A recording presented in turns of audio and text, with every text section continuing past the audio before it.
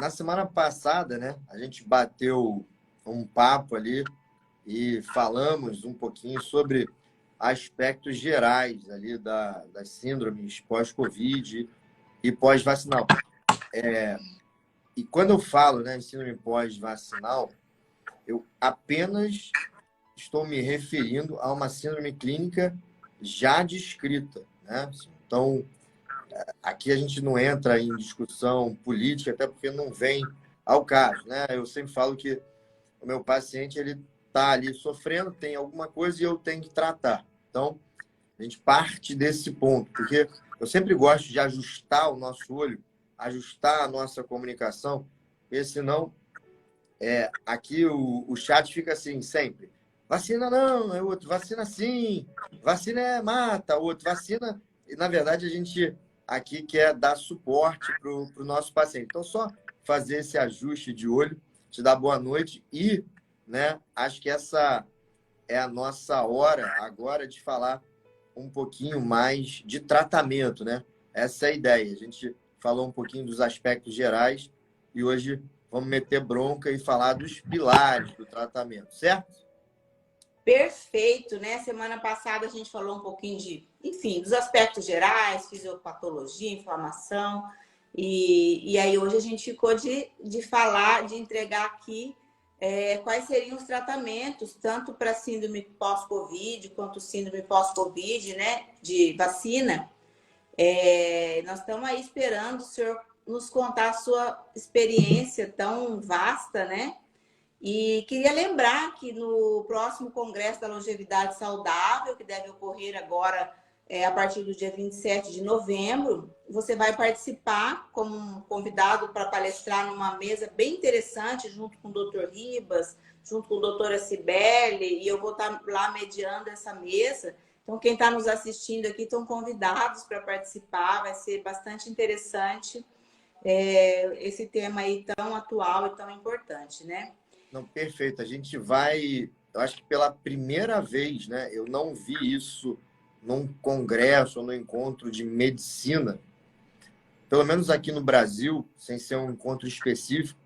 Pela primeira vez, a gente vai ter um espaço de um dia inteiro com vários especialistas, né, em diversas áreas, voltado para a comunidade médica para discutir, né, de forma séria, honesta, científica, essas síndromes. Então, eu fico muito honrado com o convite para, vamos dizer assim, tocar esse dia inteiro ali de palestras e você vai participar junto com Dr. Ribas, doutora Cibele, doutora Denise de Carvalho, o próprio doutor Ítalo Rachid vai estar junto, então vai ser bem, bem legal mesmo. Então, deixa eu vou inverter aqui e deixa eu te fazer uma pergunta, né?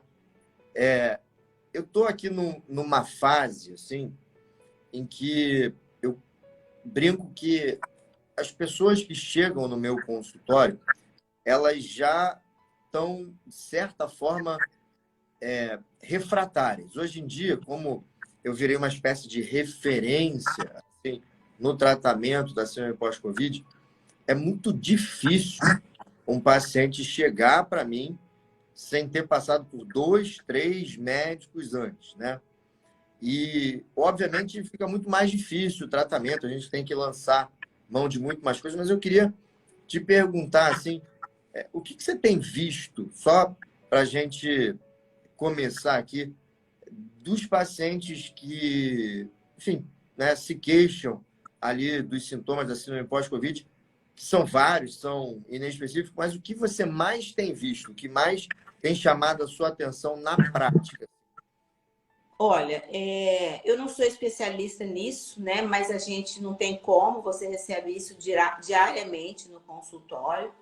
E a gente vê de tudo, né? Mas eu acho que o mais frequente é a fadiga, né? É o brain fog e a queda de cabelo, é uma queixa muito importante. E hoje eu atendi uma paciente, que ela é minha paciente há muitos anos já, e ela veio e ela me contou uma história de que o filho dela, de 16 anos, teve uma síndrome de Stevens-Johnson gravíssima, gravíssima. Ficou 27 dias na UTI com todos os comemorativos dessa síndrome e que até os próprios médicos cartesianos que atenderam, acho que foi após uma dipirona, mas que ele já tinha tomado dipirona outras vezes e que eles atribuíram isso após a segunda dose da Pfizer, né? É lógico que a gente nunca vai ter certeza disso, mas foi o relato que ela me deu. Então, a gente vê desde coisas muito simples, como fadiga, uma coisa muito frequente, lapsos de memória, uma coisa muito frequente, né? Queda de cabelo, isso tudo é o mais frequente. Agora, já vi alteração de ciclo menstrual, alteração de libido, né?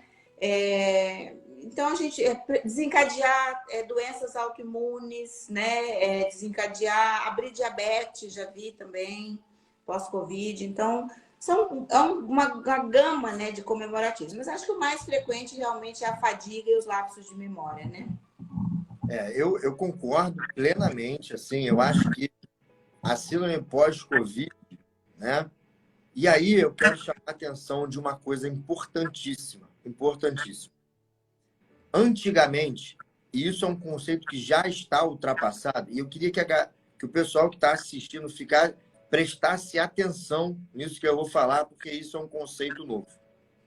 A própria OMS, ou os órgãos de saúde em geral, definem síndrome pós-Covid como o surgimento ou a manutenção de qualquer sintoma até 3 meses, né? Quer dizer, por mais de 3 meses depois de uma infecção pela Covid ou de um contato com a proteína spike, melhor dizendo, desde que sejam descartadas outras causas que expliquem aqueles sintomas. Essa é a definição. Só que essa é uma definição horrorosa. Por quê? Porque, basicamente, assim, qualquer sintoma pode ser pós-Covid.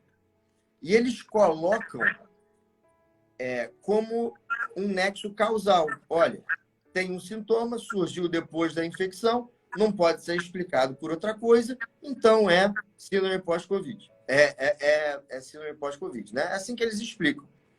Acontece que, nesse momento, todo mundo já entrou em contato com o vírus de alguma forma. Não tem ninguém que não entrou em contato com o vírus no mundo. Não existe isso. Então, basicamente, o que eles dizem para a gente é o seguinte: qualquer sintoma que dure mais que 3 meses, você não sabe o que é síndrome pós-Covid. E não pode ser assim, senão a gente fica muito vendido no tratamento. Então, o diagnóstico, ele não é mais causal. Não é assim. Não tinha um sintoma, tive a doença, tive o Covid e passei a ter um sintoma. Não é assim.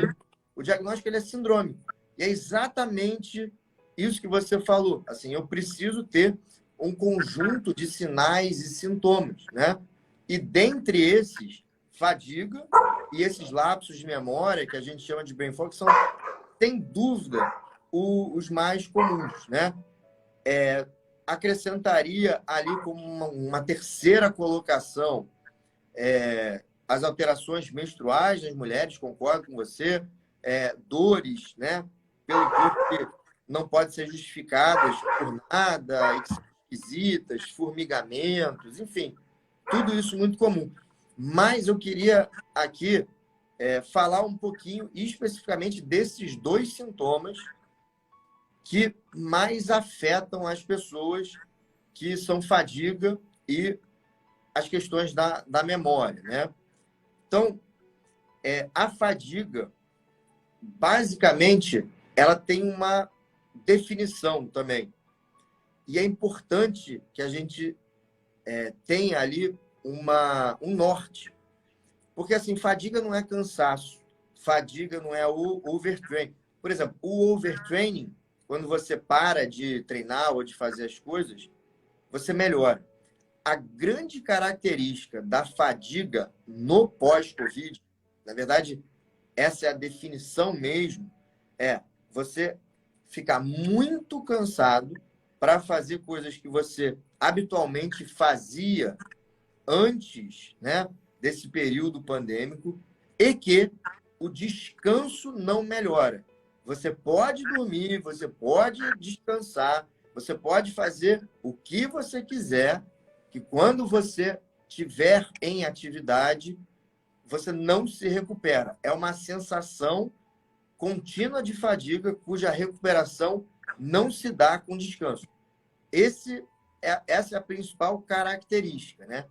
E essa fadiga, ela tem alguns componentes, né? Assim, essa fadiga tem um componente, sem dúvida nenhuma, mitocondrial, né? No aspecto mais bioquímico, celular.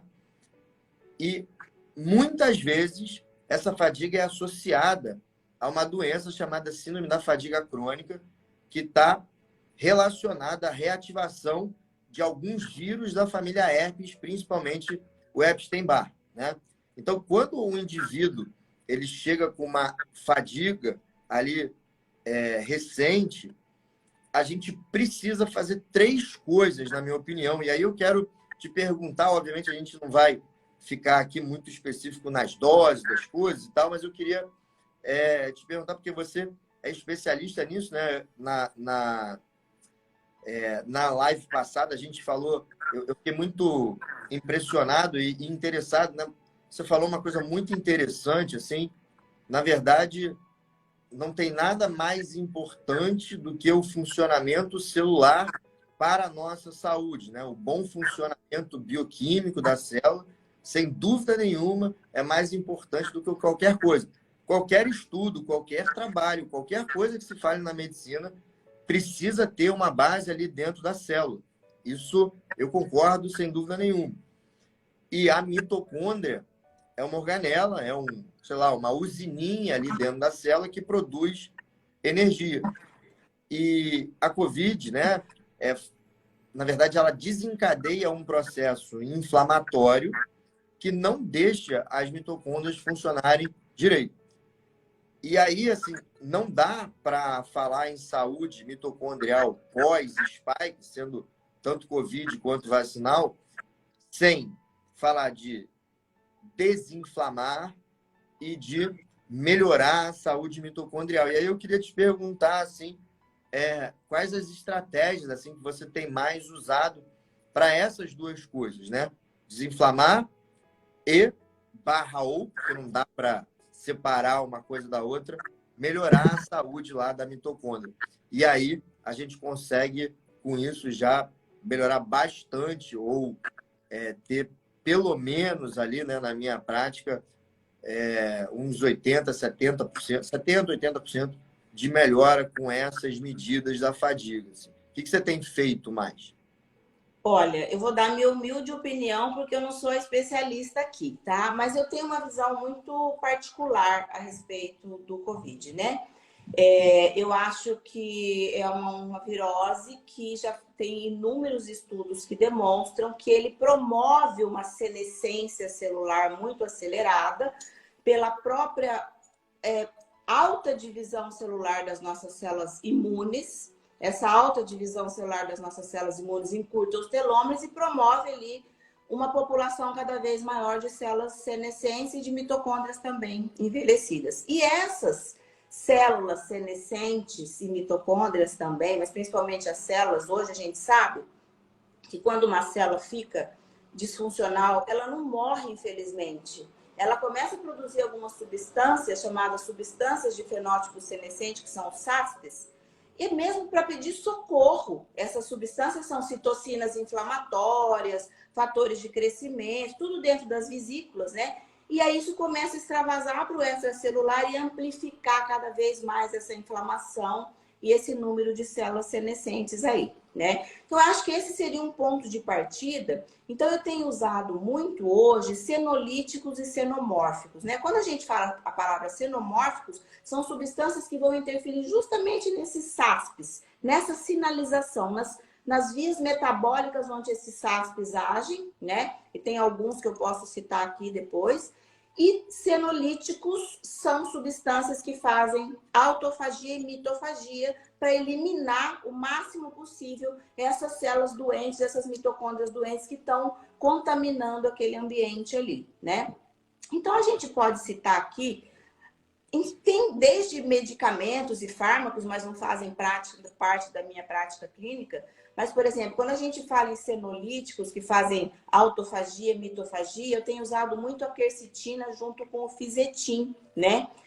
Uma outra substância bem interessante que é tanto senolítica como senomórfica são os tocoferóis, né? Os tocotrienóis. Assim, né? Complexo de vitamina E, né? Assim, Isso. Tem um no mercado que eu acho muito interessante, que é o Cronic, que ele é a associação do tocotrienol com o geraniol, que ele tem ação senolítica, senomórfica e também anti-inflamatória, né? Ele também estimula telomerase, alonga telômeros e tudo mais.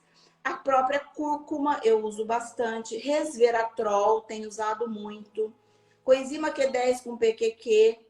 E eu tenho uma paixão, eu sou perdidamente apaixonada por uma molécula chamada melatonina, que eu uso em altas doses, via endovenosa, 50 miligramas, 30 miligramas, porque ela tem um potencial anti-inflamatório e antioxidante muito grande. E ela é uma molécula que ela é capaz de entender o que ela tem que fazer naquele tecido e às vezes ela tem ação ambígua. Então eu tenho usado bastante mesmo nessa questão aí de melhorar o cenário celular, né? Então, é o que eu uso mais, né? Vitamina D precisa estar otimizada. E quando a gente fala em anti-inflamação, além da cúrcuma que eu já falei aqui, a gente não pode esquecer, né, da fase 1 e fase 2 do detox hepático, né? Então a gente tem que pensar aqui em glutatión, porque isso faz parte da desinflamação, né? Não adianta só você dar o anti-inflamatório e você não melhorar a função e fazer a detoxificação hepática ali naquele momento. Então eu sempre vejo, principalmente quando a gente fala em fase 1 a glutationa, né? Em fase 2 os aminoácidos todos ali que estão envolvidos naquela fase.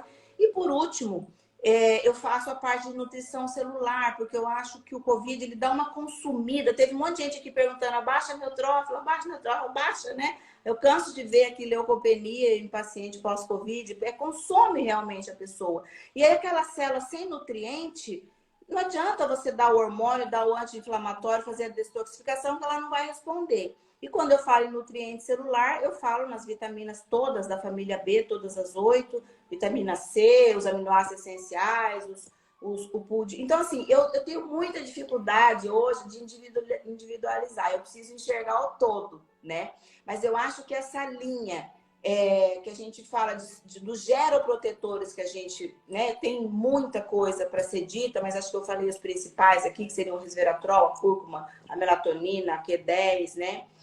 Os próprios, o tocotrienol lá, eles têm um protagonismo muito grande, né? Tem a barcalina, não sei se você tem usado a barcalina, que ele vem com uma proposta muito parecida com a cúrcuma, é um grande anti-inflamatório também, né? Então, é o que eu tenho feito, sabe? E eu tenho percebido uma melhora bem, bem grande, até uma abreviação, e até mesmo aquele paciente que acabou de ter Covid, quando você já faz essas intervenções precocemente, eles não cursam com a síndrome pós-Covid. Eu acho assim muito interessante isso que você está falando, porque eu queria muito, muito mesmo que as pessoas elas ficassem ligadas nessa dobradinha, né? Anti-inflamatórios ali, que são basicamente ali substâncias que vão agir naquele processo de, eu gosto de dizer assim, acalmar o sistema imune e, ao mesmo tempo, uma nutrição celular e mitocondrial, vamos chamar, otimizada. E dessas que você falou, eu vou te dizer assim, o que eu tenho usado mais, e é importante que as pessoas não tomem isso aqui, né, como uma prescrição. Isso aqui tem uma finalidade completamente acadêmica, educacional, para que as pessoas entendam um pouquinho o raciocínio. Mas a inflamação, né, basicamente, eu gosto de dizer assim, que a inflamação, do ponto de vista celular, significa perda de função. Uma célula, por exemplo, né? Uma célula inflamada, é uma célula que não consegue fazer aquilo que ela nasceu ou foi programada para fazer. Eu gosto de explicar assim, porque do ponto de vista macro, as pessoas sempre pensam em inflamação como, sei lá, um joelho, um cotovelo ou alguma coisa assim. Tá Uma coisa vermelho, vermelha, quente e doendo, né? quente, tá doendo. Mas Inflamação aguda, né? isso, do ponto de vista ali bioquímico, basicamente é uma célula cheia de citocinas inflamatórias que não está funcionando direito, né? Então, esse é o conceito. Então, não adianta eu somente nutrir uma célula dessa, eu preciso desinflamar. E tem 3 coisas, quer dizer, existem 20.000 coisas, mas tem 2 coisas baratas e uma coisa que você falou que não é tão barata, mas que dá para usar, que eu adoro, tá? Primeira, vitamina C. Vitamina C é, é uma excelente opção para o pós-Covid. Obviamente, ela não vai resolver sozinho, mas ela é uma excelentíssima opção. Por quê? Porque por vários mecanismos, mas eu vou destacar alguns aqui. Então, existe uma célula do nosso sistema imune chamada macrófago. E esse macrófago, né, é uma célula que ele tem dois estágios. Um estágio chamado M1, que é um estado pró-inflamatório. É um estado que faz com que o nosso organismo, as nossas células, né, principalmente dos vasos sanguíneos, elas fiquem inflamadas, e é uma célula que fica produzindo um monte de substância inflamatória e tal. E um outro estágio chamado M2 dos macrófagos, que é um estágio reparador. É um estágio que os macrófagos precisam chegar, eles ficam variando entre esses estágios, que faz o reparo, a anti-inflamação. Então, essa M2 é uma fase anti-inflamatória. E a vitamina C, ela meio que força, né? Vou usar essa palavra, mas ela ajuda na transformação dos estágios do macrófago, da passagem do M1 para o M2, né? Ou seja, se a COVID a síndrome pós-Covid é uma hiperatividade do sistema imune, então eu tenho células como macrófagos, monócitos, mastócitos, né, que estão ali numa fase hiperativa, estão muito nervosos, produzindo citocinas inflamatórias, né? E uma das coisas que a gente pode fazer é acalmar esses macrófagos. Tem várias estratégias para isso, estratégias medicamentosas, né? Por exemplo, a naltrexona em baixas doses, ela através da inibição da interleucina 6, ela faz isso também, né? Mas a vitamina C é super baratinho e faz isso. E a vitamina C tem um segundo papel importante. A síndrome pós-Covid cursa com muita inflamação vascular, com muita endotelite. E a vitamina C, ela tem um papel importante, né, como um anti-inflamatório endotelial, e mais, ela inibe uma citocina chamada SCDL40, que é o começo, né, da trombose. É o começo, é a sinalização da célula endotelial para que as plaquetas cheguem ali e aquilo ali vire um coágulo. Então, quando a gente olha o dedímero, por exemplo, que todo mundo fala, a gente está olhando o final da cascata, a gente está olhando um trombo sendo quebrado, um coágulo sendo quebrado. O SDL40 é o início dessa história. E a vitamina C, ela atua muito bem, né? Existem trabalhos, principalmente com a vitamina C venosa, obviamente não no cenário do pós-Covid, é completamente experimental, a gente não tem nenhum estudo com a vitamina C especificamente nesse cenário, e é preciso ser honesto. No entanto, eu sempre digo que quando a gente não tem estudo, o fiel da balança é o risco da medicação, né? Obviamente, eu não vou usar uma medicação de alto risco em algo desconhecido, mas eu posso usar, né, uma vitamina, um mineral ou uma medicação de baixo risco, né, se o Que é meu um paciente está em... né? Não vai causar Exatamente. dano, né? Então, Pode não ajudar, mas não vai causar dano, né? isso. Aliás, né, tem vários pacientes que estão ali 20 mil anos com dedímero lá em cima, com dedímero que não cai, tomando anticoagulante, tomando lá xarelto, Eliquis, essas coisas todas. Mas se o vaso está inflamado, se o endotélio está inflamado, né, isso é um estímulo contínuo para a trombose. Então, é ali que você tem que atuar. E aí existem casos ali onde você faz vitamina C intravenosa e aquele dedímero, por exemplo, né? Além disso tudo que a gente falou, ele pode ser uma alternativa para que ele despenque. Então, eu gosto muito de chamar a atenção para a vitamina C. E aí, né, se você me permite, eu falo para caramba, né? Você me interrompe aí se... Então, depois eu tenho uma perguntinha aqui para fazer, mas vou deixar você concluir. Falando sobre... Eu quero levar para as pessoas, né? Eu até tô lendo, quero ler aqui os comentários das pessoas, assim, para poder entender se elas estão aqui de olho mesmo, entendendo o que a gente está falando, porque, claro que é muito técnico, mas eu tenho muita vontade de levar para as pessoas, assim, ideias de coisas simples, né? E, às vezes, coisas como vitamina C. E outra coisa, não precisa ser suplemento. No Brasil, especialmente, a gente tem uma fruta chamada acerola, que é talvez tenha a maior concentração de vitamina C do universo, né?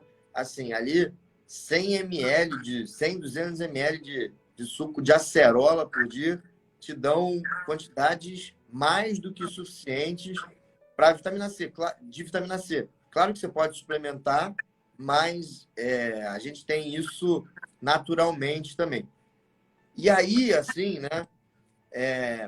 Só para finalizar essa questão da vitamina C, então, vitamina C, né? Repolarização dos macrófagos, ela faz os macrófagos, né, em estado inflamatório se transformarem em macrófagos anti-inflamatórios, macrófagos maus se transformarem em macrófagos bons, né? E atua ali na inflamação vascular, que é uma característica dos pacientes com síndrome pós-Covid e pós-vacinal.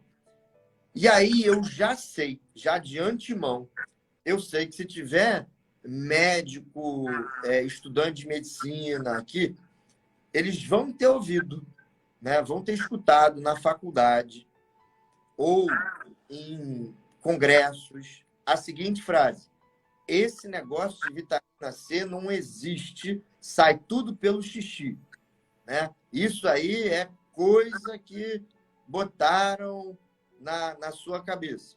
Isso não é verdade. Isso não é verdade.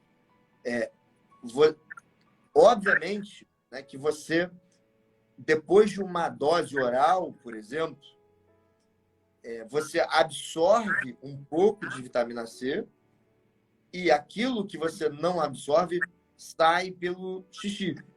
Só que, então, assim, e em algumas pessoas, essa saturação, ou seja, a dose para que as pessoas comecem a eliminar é de 250 miligramas e em algumas pessoas isso pode chegar a 1 grama. Então, eu gosto muito de usar uma estratégia de baixas doses várias vezes por dia, diferente da vitamina C venosa. Aí sim, os protocolos, né, que existem, as coisas estudadas, são com altas doses. Então, é diferente. A suplementação oral é melhor, né, na minha opinião, você fazer baixas doses várias vezes ao dia. Tudo bem que para adesão não é tão bom, mas é o que funciona, né? E aí você consegue absorver e aquilo ali não ser desperdiçado, do que fazer ali uma dose, por exemplo, vou fazer 2 gramas uma vez ao dia. É melhor fazer ali, sei lá, 500 miligramas 4 vezes ao dia, por exemplo, né? Posso Fala. só fazer Claro. Na verdade, a vitamina D via endovenosa, quando ela é feita em altas doses, e o que eu chamo de altas doses? Assim, acima de, sei lá, 7 gramas, 10 gramas, ela se torna oxidante. E quando ela é feita em baixas doses, até 5 gramas, ela é antioxidante. Então, a gente tem que ver bem o que são altas doses e baixas doses, né? E quando a gente fala em inflamação, né, doutor Guilherme, uma coisa que eu acho muito importante esclarecer, porque eu vejo isso muito na minha prática clínica, é que as pessoas querem receber a vitamina C, querem receber lá a quercetina, querem receber o remédio, mas elas continuam se contaminando com agentes inflamatórios. Sim, Então, é uma perfeito. coisa muito importante a gente esclarecer aqui. Então, acho que o primeiro passo quando a gente fala em inflamação são as retiradas, né? É isso aí. Só o fato de retirar o glúten, retirar o refrigerante, alimento muito processado, açúcar, já melhora bastante. E aí o anti-inflamatório, a vitamina C, vai agir muito melhor, muito mais rápido, não é verdade? Senão a pessoa vai ficar alimentando aquela citocina inflamatória, né? Perfeito. Assim, eu costumo dizer o seguinte: não adianta fazer nenhuma estratégia anti-inflamatória com um riacho de antígenos entrando intestino para adentro. Não tem o menor sentido. Eu tenho atendido muitos pacientes de fora, assim, né? Eu faço parte de um grupo mundial de tratamento pós-Covid chamado IncelDX.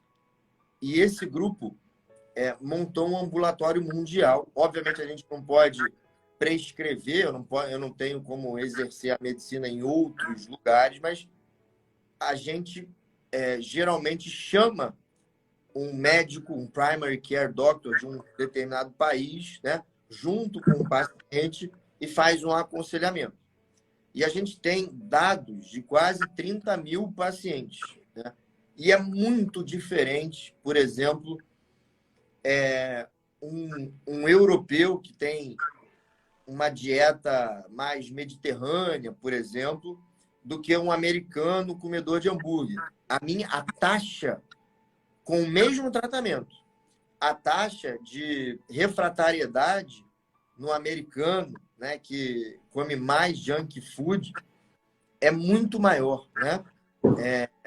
E sem dúvida nenhuma, assim, a principal causa, quer dizer, não vou falar sem dúvida nenhuma, porque é muito forte e a gente não tem como garantir que seja isso, mas a impressão é que assim, a má alimentação, uma alimentação que não tem comida de verdade, né, é assim, predominante nos casos de refratariedade. Concordo com você E eu acho plenamente. que a gente pode extrapolar um pouquinho mais. Eu sei que o nosso tema é Covid, né? Mas a inflamação, ela é uma só. E ela pode ser que não tenha vindo do Covid, tenha vindo ou veio do Covid e fica perpetuada. E é essa mesma inflamação, as mesmas citocinas, os mesmos sinalizadores que vão causar a maioria das doenças do envelhecimento, né? Como doenças cardiovasculares, câncer e tudo mais. Então, as pessoas realmente têm que cuidar, como você falou. A palavra é desinflamar, né? E aí eu queria te perguntar, a gente falou aqui de vários nutracêuticos, bioativos. Você usa corticoide? Você usa algum fármaco aí nessa estratégia? E em que momento a gente deveria usar? Vou até acrescentar mais uma perguntinha aqui. Eu assisti uma aula sua onde você fala que nesse momento do pós-Covid, as doses de vitamina D deveriam ser um pouco mais baixas. Vou te dizer por que eu fiquei em dúvida. Porque a fração que a gente mede da vitamina D, que é a 25-hidroxi, é a fração biodisponível, né? Então, ela vai se transformar em forma ativa conforme a necessidade. Por isso, a minha dúvida, né? Se a gente não deveria, né? Eu queria entender melhor isso daí. Eu acho isso daí muito importante, né? Porque quando a gente pega um paciente, a primeira coisa que a gente faz é otimizar a vitamina D, né? Então, Isso. Eu queria Então, saber. perfeito. Eu já fui muito criticado por falar isso, mas eu vou explicar aqui. Eu acho que pô, foi legal você ter falado nisso. Assim. O que acontece, né? Veja, a síndrome pós-spike, seja pós-Covid, pós-vacinal, ela tem como característica, né, fazer a hiperativação das células do sistema imune, dentre elas o macrófago, tá? O macrófago, ele tem um estágio, como eu falei, inflamatório, que é M1. Só que ele tem um estágio hiperinflamatório. E nesse estágio hiperinflamatório, e quando ele está no estágio hiperinflamatório, a gente tem uma coisa chamada síndrome de ativação macrofágica. O macrófago, ele passa a ser muito capaz de transformar a 25-hidroxivitamina D em 1,25-hidroxivitamina D. Então, basicamente, né, o que eu quero prevenir, e já teve casos descritos no mundo, inclusive aqui no Brasil, de uma colega médica, não por conta de vitamina D, a vitamina D estava normal, mas de fazer uma hiperativação macrofágica com uma hipercalcemia grave. É Então, verdade. O macrófago expressa um alfa-hidroxilase, né? Ele é capaz de transformar. Então, assim, eu gosto muito de falar isso. Primeiro, vitamina D baixa, para mim, é 50, né? 50 é baixa, tá? Então, esses 30, isso aí não tem nada. E outra coisa, para mim, eu gosto, né, e concordo que a vitamina D tenha que ser otimizada vamos dizer assim, pré-Covid, durante a Covid. Mas para o paciente sintomático, durante somente 6 a 12 semanas, enquanto eu estou desinflamando, transformando esse macrófago de M1 para M2, né? Aí eu pego mais leve com a vitamina D, porque há casos descritos de síndrome de ativação macrofágica. Guilherme, você pode fazer diferente? Pode. Você pode deixar a vitamina D mais para cima, desde que você consiga dosar seriadamente cálcio e, idealmente, 1,25-hidroxivitamina D. Né? Só que, como geralmente eu falo para uma galera assim, que não vai conseguir ficar dosando cálcio e 1,25 e PTH e etc e tal, aí eu acho melhor, né? Isso é uma opinião, tá? É uma opinião, e essa é uma opinião que foi discutida pelo dois centros, né, de Covid. Um é esse de pós-Covid, ou um é a IncelDX, e o outro é a própria FLCCC, Frontline COVID Critical Care Alliance, que são exatamente as pessoas que publicam mais sobre essa área, e eles colocam essa história do risco de hiperativação macrofágica e hipercalcemia, mas, pelo amor de Deus, somente 6 a 12 semanas, quando você for tratar, aí eu pego um pouco mais leve na vitamina D. E uma vez desinflamado, uma vez, né, em que eu tenha uma melhora do quadro inflamatório, meter bronca na vitamina D de novo.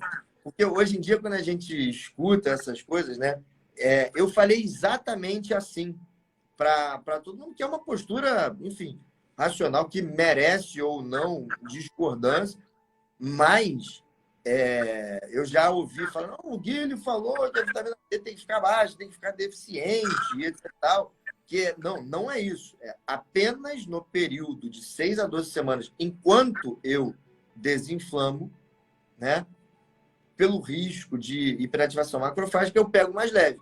Mas eu não preciso pegar mais leve se eu dosar cálcio, se eu dosar PTH, se eu dosar 1,25 e ver que está tudo bem, está tranquilo. Você pode aumentar os seus níveis. Então, tem essas duas condutas possíveis. Foi legal você Doutor me Guilherme, deixar alguém esclarecer colocou isso. aqui, minha vitamina D está de 18, então vamos correr para otimizar essa vitamina Aí não tem. Isso aí D. não tem saúde compatível com isso aí, tá? Assim, os laboratórios colocam 20, 30, né, como referência de vitamina D por dois motivos. O primeiro motivo é que você faz a média de uma população deficiente em vitamina D, né? Então, não serve para nada essa média. E o segundo motivo é que existem estudos mostrando que para você não se quebrar todo com osteoporose, né? Ou seja, para você não ter fratura, aí 30 seria ali um valor de corte. Só que isso não garante saúde de ninguém, né? A gente quer. Porque assim, os guidelines ainda são muito baseados no efeito simplesmente da vitamina D e o controle Isso. do cálcio e do fósforo, né? Isso É, corresponde a 5% da ação da vitamina D, né? Que é via endócrina. E aí a via perfeito. paráquea, autócrina, 85% da coisa toda. Mas 18 é muito pouco. Mas eu entendi perfeitamente o que você falou, tanto na aula que eu assisti quanto agora, mas eu achei muito interessante a gente trazer para esclarecer para as pessoas, porque a gente sabe que sai esse zum mesmo.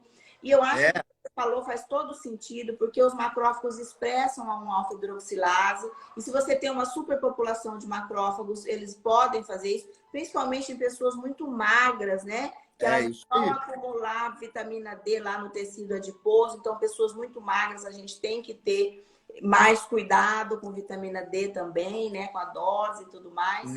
O que me deixa feliz é, por exemplo, ver aqui um comentário da Mariana Mendes falando assim, que aula. Por quê? Porque é isso, né? São duas pessoas discutindo aqui em alto nível com honestidade intelectual, né? Porque o que acontece? Quando eu falo esse negócio da vitamina D, eu tomo pancada, entre aspas, né? Dos dois lados. O pessoal da integrativa fala, esse cara aí é burro, vitamina D tem que ser lá em cima, e etc. Tal. E da pessoal mais catedrático fala assim, não, isso aí não serve para nada, isso aí tá tudo errado, não serve para osteoporose, isso aí tá bom, e etc. Tal. E, na verdade, tem todo um racional que permite você ser mais conservador, trabalhar com doses menores para aquele teu paciente que você não vai ter um segmento tão de perto e ser mais seguro. 6 a 12 semanas que não vai matar ninguém. E tem outro racional que você pode pegar mais pesado desde que você fique de olho nos outros exames. Então, é isso. E outra coisa que eu gosto de falar é o seguinte, a gente simplifica um pouquinho aqui esse negócio de vitamina D ideal, 50, 60, 70, 80. Isso é muito individual, né? Muito complexo, né? O metabolismo da vitamina D é muito complexo, né? Isso, Então, varia muito, inclusive, se você é gestante, se você é idoso, a cor da sua pele interfere nisso tudo. Se você está inflamado, com ácido úrico alto, você já diminui a conversão. É realmente a questão da medicina individualizada que a gente faz, né? E uma outra coisa que me chamou muito a atenção na sua aula e que eu acho que a gente podia esclarecer até para os médicos integrativos que estão aqui, porque eu acho que é aquilo que você falou na nossa live passada, o melhor dos mundos seria se nós pudéssemos pegar o melhor da integrativa, o melhor da cartesiana é, e usar em conjunto, né? E eu faço isso com muita frequência. Eu uso fármacos, eu uso corticóide às vezes, eu uso é antibióticos. isso. E eu lembro que na sua aula você falou a respeito do uso de corticoide e também das famigeradas estatinas, né? Ah, é outra coisa que eu apanho, né? Eu Porque imagino, mas eu entendi perfeitamente, achei muito pertinente. E em relação do ácido úrico com a vitamina D, eu falo no final. E eu acho que era importante a gente esclarecer isso tanto para os médicos quanto para as pessoas leigas que estão aqui, porque às vezes você precisa usar as duas coisas, o remédio e o nutracêutico e a vitamina C e a quercetina e é, a curcuma, né? Junto, né? Ou em momentos separados. não, aqui, isso é uma coisa, assim, né? O médico, ele precisa saber usar todas as ferramentas que existem, né? Remédio não é veneno e nutracêutico Não sai no não xixi. é ineficaz, não sai no xixi, né? Então, o que acontece é que existe uma corrente da medicina integrativa no Brasil, e aí me desculpem falar, né, mas essa própria corrente da medicina integrativa tem uma linguagem muito ruim. Essa que é a verdade. Essa que é a verdade, tá? E eles tratam remédios como se fosse veneno. E não é nada disso. O que acontece é o seguinte, dá muito bem para saber usar a estatina, saber usar a corticoide e, em associação, saber usar os nutracêuticos, que têm muitas evidências, né? E eles podem agir em conjunto. Concordo plenamente que se prescreve estatina demais, por exemplo, que um paciente com LDL, sei lá, de 160, de baixo risco, não merece, assim, né? Se a gente for falar uma primeira olhada, fica tomando estatina à toa, igual a gente vê no consultório.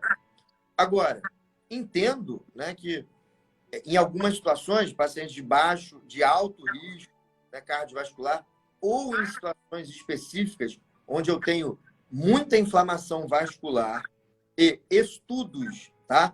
Não são estudos randomizados, placebo controlados, mas existem estudos clínicos mostrando a redução da inflamação vascular, que é uma característica do pós-Covid, com a estatina, por um curto período em baixas doses, eu entendo que é uma estratégia que a gente deve fazer.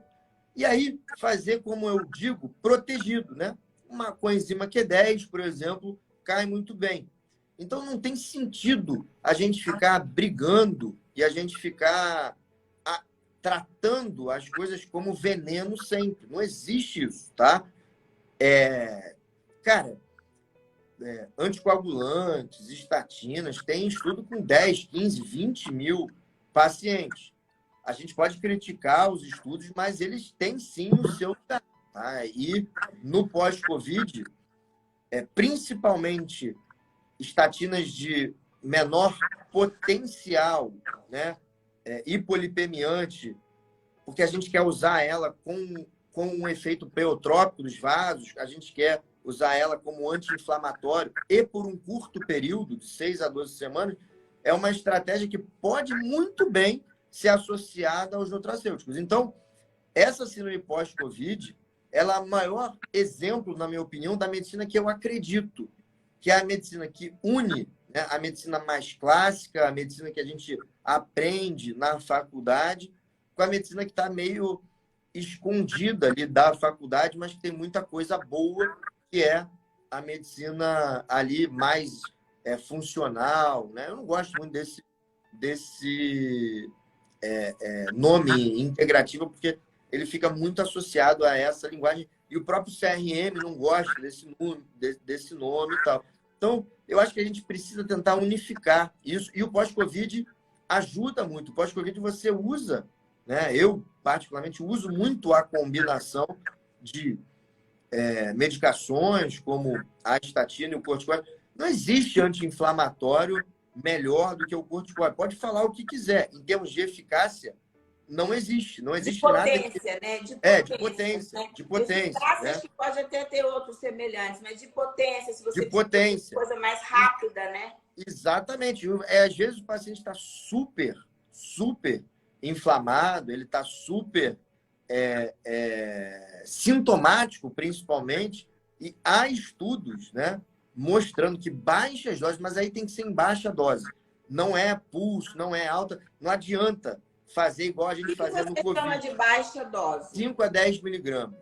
5 a 10 miligramas durante 20 a 30 dias para dar uma acalmada no sistema imune, e ainda assim eu faço um desmame gradual, mesmo com essas baixas doses. Tá? Você faz isso em que momento, assim? Você faz só no paciente mais sintomático? Qual que seria o momento de usar esse corticoide? Eu faço no paciente que está super sintomático e que não está imunossuprimido. Então, não necessariamente sintoma respiratório, pode ser uma Não. Assim, né? O paciente que tem sintomas da síndrome pós-Covid. O corticoide, ele funciona bem, por exemplo, às vezes para o brain fog. Tá? Agora, é por um tempo determinado, ele é muito mais um sintomático do que algo que vai resolver, né? Então, o paciente está super sintomático. Então, durante algumas semanas, a gente pode avaliar o uso de baixas doses. Mas por que eu falo baixas doses, tá? Porque o paciente com síndrome pós-Covid e síndrome pós-vacinal, ele é um paciente que, como você muito bem falou, tem células imunes disfuncionantes, tá? E eu não uso corticoide, por exemplo, antes de dosar, né? Isso está disponível para plano de saúde, mas eu doso sempre a contagem absoluta do CD8. Por quê? Porque há estudos mostrando que 30% dos pacientes com síndrome pós-Covid são imunossuprimidos e têm uma imunidade celular lá no pé. E nesses pacientes pode haver persistência ou reativação viral, seja do próprio vírus da Covid, seja principalmente de vírus da família herpes, do tipo Epstein-Barr. Se esse paciente for leucopênico, você acha que poderia dispensar a dosagem do CD8? Depende, assim, né? O CD8 absoluto baixo, né? É um sinal de gravidade, tá? É um sinal que esse paciente pode ficar mais grave daqui para frente. Você pode até dispensar o CD8, mas você é obrigado a pesquisar reativação viral. Obrigado, né? Uma forma de falar. Mas esse paciente é um paciente que eu faço pelo menos uma pesquisa de reativação viral, principalmente de Epstein-Barr, mas tem citomegalovírus, herpes vírus. Lá nos Estados Unidos, né? Não é vírus, não é bactéria, mas a doença de Lyme, né? Que é muito comum, pode ser reativada. E aí, nesses pacientes, apesar de não ser contraindicado, eu prefiro, se for fazer medicação como corticoide, descartar essas reativações virais antes, porque mesmo com doses baixas, ele pode ficar imunossuprimido. Veja, importante conceito. Diferente da Covid, pós-Covid incomoda muito, mas não mata. Então, eu tenho que ser o mais seguro possível para o paciente. Eu não posso piorar o meu paciente. Na Covid, cara, o cara estava com 80%, 90% do pulmão acometido. Cara, corticoide para dentro. Não tem jeito. Pode, se o cara tiver hipertenso, se ele tiver a glicose alta, a gente ajeita lá no CTI ou em casa, porque eu tenho mais controle. Então, era corticoide em altas doses. Pós-Covid é diferente. São baixas doses como sintomático e, né, geralmente, no primeiro período. Então, eu faço isso ali de rotina, vamos dizer assim, mas eu sempre olho para ver se meu paciente não está imunossuprimido, principalmente às custas da diminuição do linfócito CD8. Essa discussão é riquíssima, André. Assim, né? É isso, é ter discussões assim de alto nível. Eu estou pensando aqui, né? Nós já estamos faltando 4 minutos para 1 hora de live e nós poderíamos ficar aqui muito tempo falando. Mas eu queria falar o seguinte, só para... Eu gosto de deixar as pessoas com dúvida. Tem uma pessoa perguntando insistentemente sobre formigamento nas mãos, que ela tem muito depois do Covid, que eu vou deixar para você responder isso. E alguém perguntou, PTH alto e vitamina D significa que tem que tomar vitamina D, que tem que otimizar a vitamina D, dosar e otimizar a vitamina D, né? Mas eu queria jogar uma pergunta agora para você. Nesse pós-Covid, né? Você falou assim, puxa, até a pessoa com fadiga, posso usar o corticoide ali por 30 dias. Você já experimentou usar o biocortisol ou a hidrocortisona base, que é o bioidêntico? Então, não experimentei, mas assim, eu não sou contra, tá? É só porque eu tô acostumado, tô sendo muito honesto, tá? Eu tô acostumado, meu background é todo da medicina mais tradicional e eu não tenho experiência com hidrocortisona base. Então, eu uso aquilo que eu sei manejar, que eu tenho experiência. E é por isso, né? Agora, acho que pode ser usado. Mas veja, aqui a gente não está falando em adrenal, a gente não está... não é isso, não é esse o objetivo. Não é o objetivo de melhorar a função, quer dizer, melhorar a função, mas por exemplo, otimizar, vou usar essa palavra que eu não gosto, mas otimizar, né, sintomas, por exemplo, uma insuficiência adrenal, alguma coisa assim. Não é isso. Eu uso como anti-inflamatório para dar uma acalmada geral no sistema imune, né? Para que o paciente fique melhor num primeiro momento, para fazer um tratamento mais definitivo, causal, posterior, tá? E aí, nesse sentido, né, eu estou acostumado, tem várias evidências do uso de glicocorticoides mesmo, tá? Mas não uso, não é o que eu não discordo, não, simplesmente que eu não sei mesmo, tá? É isso.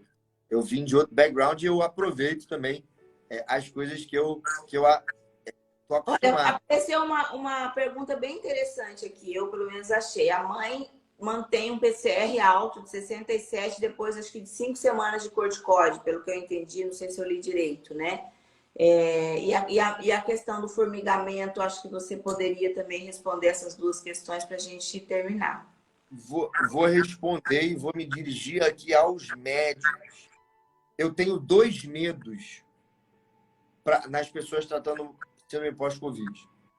O primeiro é não tratarem. Mas bem empatado com esse medo é das pessoas virarem super-herói. As pessoas nunca trataram formigamento na vida, nunca trataram lesões dermatológicas na vida, nunca trataram, sei lá, algum zumbido na vida. Aí aquela pessoa aprende que isso pode ser síndrome pós-Covid e aí faz o tratamento como se tudo fosse síndrome pós-Covid. Então, para pacientes que têm sintomas atípicos, vejam, sintomas típicos da síndrome pós-Covid são fadiga, brain fog.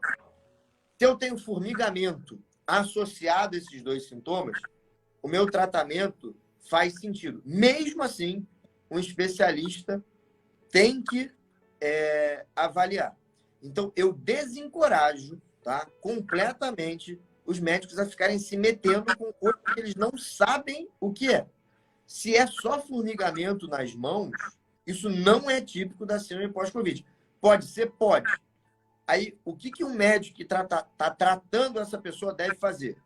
Deve fazer o seguinte: olha, você já tentou tratamento com um neurologista, com não sei quem, etc. tal, e não resolveu. Então, a gente, empiricamente, com a sua anuência, vai fazer um tratamento pensando em síndrome pós-Covid de baixo risco. E nós 2 juntos vamos nos comprometer com esse tratamento que é empírico. É isso. Porque eu não quero dar a impressão aqui dessa parceria de trabalhar com os profissionais e de dividir a responsabilidade, né? Mas queria dar minha contribuição aqui. Muitas vezes, como o Covid faz essa desnutrição celular tão grande, às vezes esse formigamento pode ser algum déficit de vitaminas, principalmente do complexo B, minerais, né? Então, de repente, um médico integrativo ver essa parte da nutrição celular, né? Não. Pode melhorar. Não, perfeito. Né? E então aí olha que bacana, né? Como que é o especialista falando de uma coisa super precisa e a gente podendo corroborar um pouquinho também com a experiência do todo, a visão mais política, né? Mas perceba, André, você tem toda a razão. Por quê? Porque fazer reposição vitamínica, ajustar a parte mineral e etc. tal, são tratamentos de baixo risco. Então, né, não há problema caso você queira fazer. A grande questão é uma pessoa... E aí eu estou falando isso porque eu vejo isso muito, né? As pessoas começam a fazer lá medicações com ação do sistema nervoso central, começa a fazer um monte de maluquice. Concordo com você. Porque sabe qual é o meu receio? Você falou, você tem os dois receios. Eu tenho um que é o seguinte, que eu tenho visto muito na minha prática clínica. A pessoa começa com sintoma, ansiedade, também é uma outra coisa bem frequente, né? Daí vai no psiquiatra, remédio para depressão. Fadiga, Vevance. Aí começa a fazer aumentar a glicada, mais um remédio. E aí começa a se tratar assim. Isso também é muito frequente nessa síndrome pós-Covid, infelizmente. Por isso então, que eu acho que a fusão disso tudo que você está falando, que você está estudando profundamente essa síndrome, pós-Covid e pós-vacina, junto com essa visão holística, eu acho que é o melhor dos mundos nesse cenário. É isso. Tudo que não pode acontecer é uma pessoa bater em 5 médicos. Isso está errado. Se a pessoa passa por mais de 2 médicos, está errado.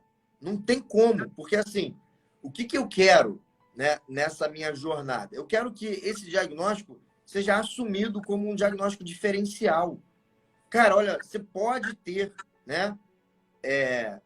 Você tem sintomas da síndrome e a gente tem que buscar alguma causa. O problema é que o médico, tem muita gente que nega. Por quê? Porque raciocina com o imaginário antigo. Até 2021, essa síndrome não existia. Então, não dá para o médico pensar com aquilo que ele aprendeu antes de 2021. Porque essa doença não se encaixa.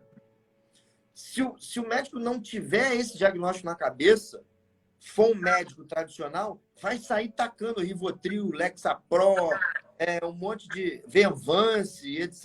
e tal, nos pacientes. Né? Então, assim, cara, eu vejo isso toda hora. Isso está errado.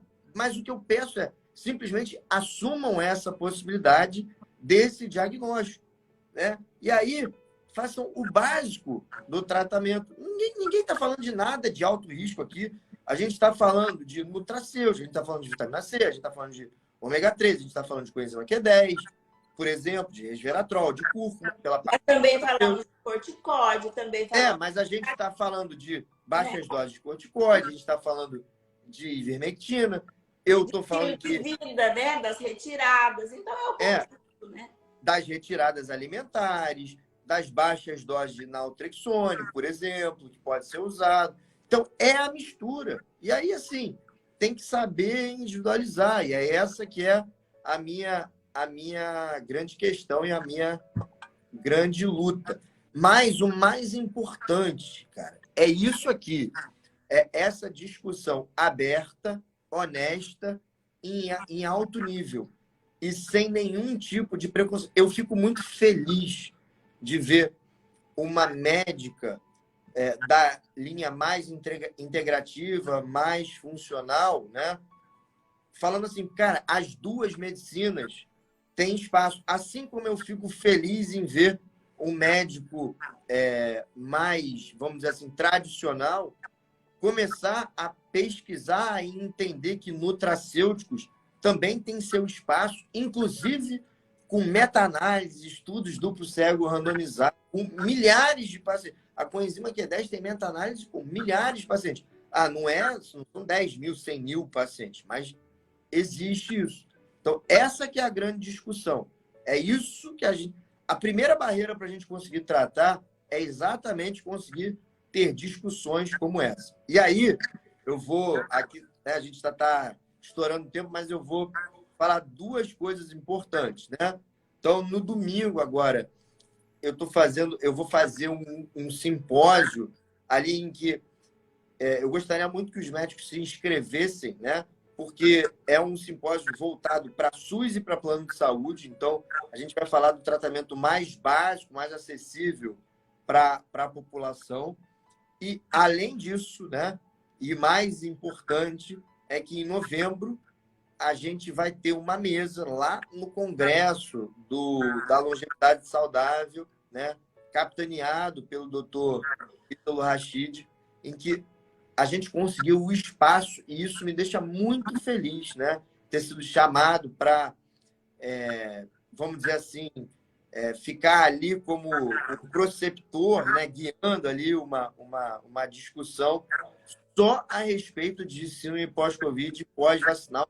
E eu repito, e olha que eu rodo e olho todos esses congressos por aí. Esse é o primeiro congresso que eu tenho notícias que vai dar o tamanho do espaço que vai ser dado para esse tema. E aí temos eu, você, doutora Cibele, doutor Ítalo Rachid, doutora Denise de Carvalho, lá juntos, né, nesse espaço.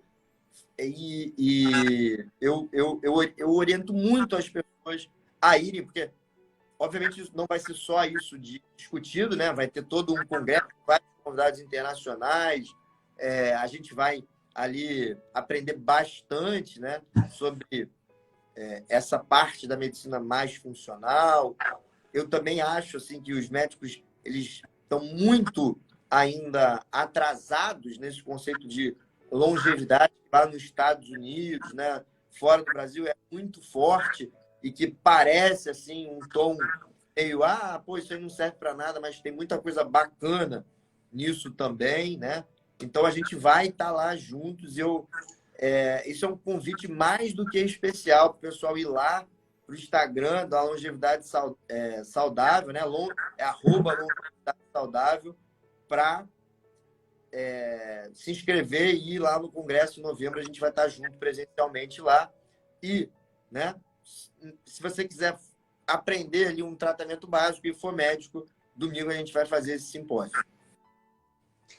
Pessoal, olha, primeiramente, obrigada a todos que estiveram conosco, né? Eu quero aqui reverenciar o meu mestre, o doutor Ítalo Rachid, que realmente desbravou esse caminho da medicina integrativa no Brasil. E ele é um grande, não só um grande mentor, um exemplo para nós, agregador, né? Então, parabenizá-lo por ter realmente aberto esse espaço para esse assunto tão importante. E você, doutor Guilherme, mais ainda, né? Porque, assim como o doutor Ítalo, é outro que veio trazer luz para esse tema que estava completamente obscuro, só tinha especulações, né? E você veio trazer aqui a fisiologia, a bioquímica, a imunologia, a ciência, com muito estudo, com muita humildade, né? Falando, olha, antes eu pensava assim, agora está assim, porque a coisa evoluiu, porque nós estamos estudando. Então, isso demonstra que o universo realmente está agregando as pessoas que vibram na mesma energia, independente se é um médico integrativo ou cartesiano, né? Então, meus parabéns, muito obrigada por dividir 2 vezes comigo esse espaço aqui para a gente discutir esse assunto, que possamos fazer muitas vezes mais. Vai ser uma honra estar lá como moderadora da sua palestra, da sua mesa. Eu queria realmente, eu vi vários queridos, amados alunos meus aqui, que é as Mari, a Mafê, todo mundo que vai estar lá. E vale a pena muito o congresso, não só pelo esse tema do Covid, mas ele está realmente fantástico. Então, muito obrigada a todos, a você. Queria pedir para você deixar a sua mensagem final. É exatamente isso, assim, né? Eu gosto sempre de me colocar como um apaixonado pela medicina funcional. A grande verdade é essa. Eu meio que abandonei uma carreira de 3 especialidades. Não abandonei porque eu ainda faço, mas a verdade é essa, né? Eu sou um novato na medicina funcional. Eu me apaixonei por ela da epidemia para cá, né? E aí estudo muito. Então, eu não tenho nem ali, eu não sou um especialista no assunto, mas eu quero trazer essa ideia de que as 2 medicinas podem conviver juntos. E eu fico muito feliz, né, da galera, vamos dizer assim, da medicina funcional, da medicina integrativa, ter me recebido tão bem, né? Porque vocês são mestres, vocês estão muito mais na frente nesse aspecto. Eu venho com uma visão muito misturada, assim, e é uma visão que foi muito bem aceita, sabe? Vocês eu estou falando até mais do que a galera mais tradicional me aceitam muito bem esses argumentos que vão agregar à saúde do paciente. Então, ser convidado, né, para capitanear assim, uma mesa com várias pessoas que eu admiro, né, é uma honra muito grande e eu só tenho que agradecer de verdade aí por todos os ensinamentos que a gente troca, né? Eu ensino um pouco, você ensina um pouco, o doutor Ito, a doutora Denise ensinam um pouco e a gente sempre vai ensinando e aprendendo. Então, agradeço, né, as suas palavras, agradeço também o pessoal da Longevidade Saudável e o pessoal que ficou até agora aqui com a gente. Beleza? Combinado. Muito obrigada. Até novembro. Nos vemos lá, tá? Beijo grande Maravilha, gente. Um para abraço. Tchau. vocês. Tchau, tchau.